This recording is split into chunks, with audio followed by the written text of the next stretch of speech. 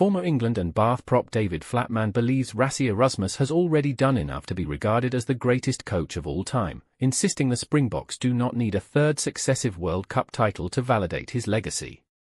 Subscribe Red Spot Sports for latest sports stories. South Africa are chasing an unprecedented hat-trick of Rugby World Cup victories, but Flatman argues that Erasmus' impact on the team and the mentality he has instilled since taking charge place him at the very top of the coaching tree, regardless of what happens in 2027. For him, the transformation of the Springboks under Erasmus is evidence enough of his greatness. Flatman acknowledged that Steve Hansen also belongs firmly in the conversation. Hansen was part of New Zealand's back-to-back World Cup successes, first as an assistant under Graham Henry in 2011 and then as head coach when the All Blacks defended their title in England 4 years later.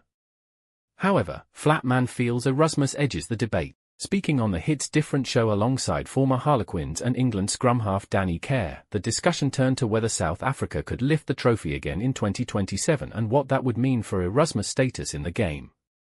Care suggested that a third straight title would make Erasmus the undisputed greatest coach in history, a view Flatman did not dispute.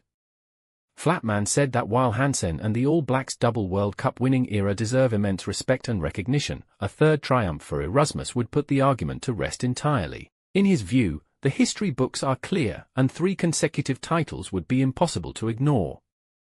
Erasmus took over the Springboks in 2018 following a difficult period under Alistair Coetzee and engineered a dramatic turnaround, culminating in an unexpected World Cup victory in 2019.